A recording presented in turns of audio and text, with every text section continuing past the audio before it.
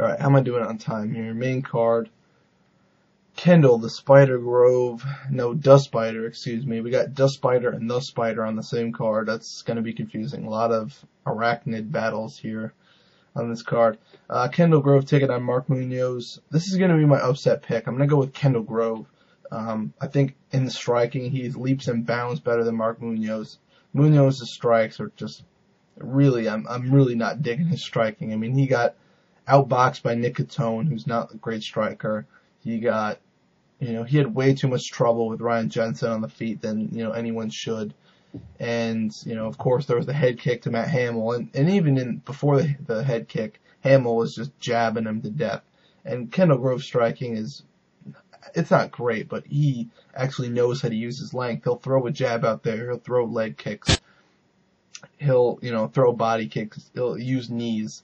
He'll use his length really well. And I think he's going to have he's going to have an extreme wrestling disadvantage, no doubt, but he likes to play rubber guard, which I think can play factors in controlling Munoz's ground and pound. I think he can go for submissions from his back, which are good. We saw in the Jake Rochelle fight. He almost had an armbar on Ricardo Almeida, of all people. So I think he can score points even from his back, hit him with some elbows. I think it could be a close decision that, some people might be arguing for Munoz, but I think Kendall Grove is going to do enough to win. So this is my upset special. Kendall Grove I don't think he's going to dig the grave, unfortunately, because he does it so well. No, Kendall Grove, by decision, taking out the Filipino wrecking machine.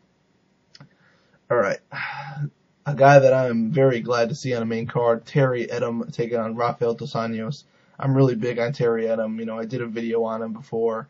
I think he's, a great prospect, and I really like the way UFC is bringing him up, giving him the slow build, after this fight, maybe giving him a little bit of a tougher test and then maybe some contenders after that. So, I like Edom in the fight, of course. Dos Anjos definitely poses some problems. Edom is always kind of a slow starter. He gives up some takedowns.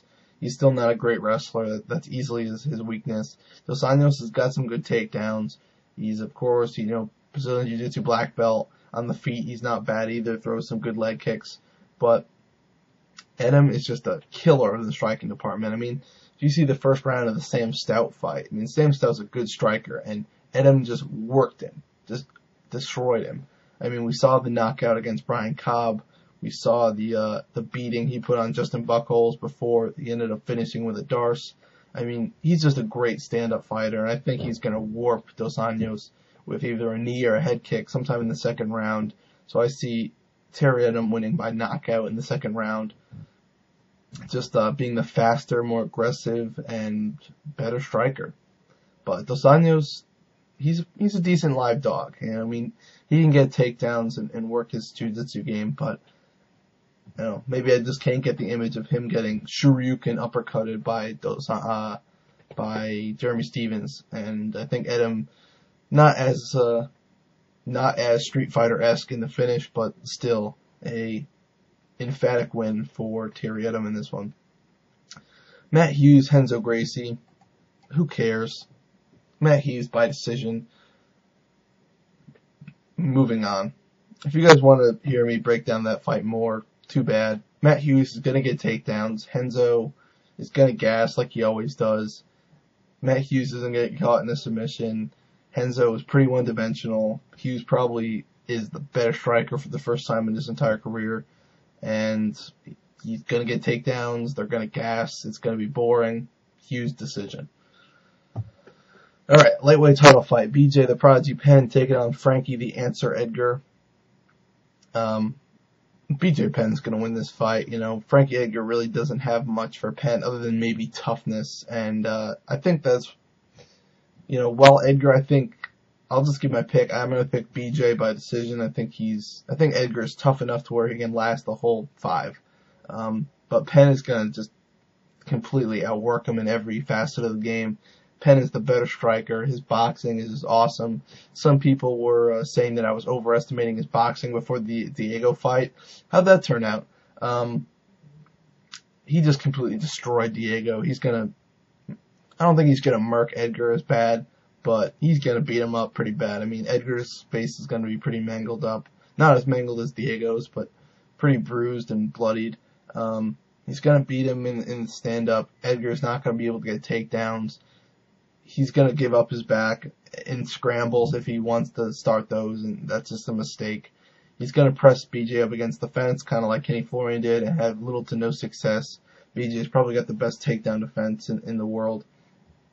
And, I think BJ is just going to consistently outstrike him and just win every round and win it decisively. See a 50-45, maybe even 50-44 decision here for BJ Penn, taking home that lightweight belt with his 4th title defense. So BJ Penn by unanimous decision. Frankie Edgar is going to hang tough, but he can get beat up. Middleweight title fight, Andersn Silva versus Demian Maia. Now, on a radio show, the MMA Fanatics, I really laid into HK718 for saying that Demian Maia has no chance in this fight. Because he does, and he's got probably the best chance of anyone Andersn Silva's fought since Nate Marquardt. Now, some of you are going to be like, well, E-Dubz, did you see what Marquardt did to Maia? Yes, we all saw it. And is that possible again? Yes, of course. Andersn Silva can hit and hit hard, and he's probably the best striker in the world. Can he lace Maia quickly? Yes. And I think that's what's going to happen. But still, Demian Maia still, if he can get a hold of Andersn, whether it's pulling guard or getting a takedown, or just any way of getting into the ground, he can easily win this fight. I mean, easily. Andersn Silva gives up position like it's nobody's business. Travis Lutter had him mounted, and Demian Maia would absolutely run circles and circles and circles around Travis Lutter on the ground. Andersn Silva's takedown defense, not good. Got taken down by Lutter, got taken down by Marquardt, got taken down by Teleslatis. Positionally worked by 2 of those guys. Demian Maia is probably the world's best grappler at 185. It's between him and Jacare. I mean, they're right there. But that being said, Andersn Silva, I think his striking is just too fast. But Maia is benefited in the fact that Andersn Silva is a bit of a late starter. I mean, other than Lieben, he hasn't starched anyone in the first minute in, almost ever. Even against Forrest, he took a little while to get his timing and whatnot. And in that quick time frame, the first 2-minute mark, that's when Maia needs to strike. That's when he needs to get takedowns. That's when he needs to pull guard. That's when he needs to work his submission game and be aggressive. You need to be aggressive against Andersn Silva. You can't be afraid of him. You gotta go for broke, like Daiji Takase, like Ryo Chonin. That's how they beat him. They went for broke, and they got submission victories. That's what Demian Maia needs to do. But I'm picking Andersn Silva by knockout in the first round. If Maia even tries to stand with him for 10 seconds, it's gonna be, or 10 more seconds than he needs to, Andersn Silva's gonna lace him. His countering is just brilliant. His power and his speed is off the charts. So if Maia overstays his welcome on the feet, it's going to be one quick, straight right or, left jab, and that's going to put him on Queer Street. Maybe we get to see some Muay Thai clinch action again, but Andersn Silva is going to win this fight, and it's going to be by knockout. Could be in the second round, but I'm going to go with the first round. Be a little ballsy since I only have 4 stoppages. Might as well go for broke, like Demian Maia needs to do. See what I did there? So those are my UFC 112 predictions. Thanks guys for listening or watching. Either way, if you have it minimized or you're watching me rant in my Kansas football shirt. But thanks for watching / listening. I'll be putting the link. It's actually down there now, of all the guys that are going to be in this kind of prediction league that I'm going to be in. And hopefully I do well. So this is probably going to be 2 videos. I tried to make it 1, but talked too long. So this is probably going to be 2 videos. So thanks for watching both, and peace out, everybody.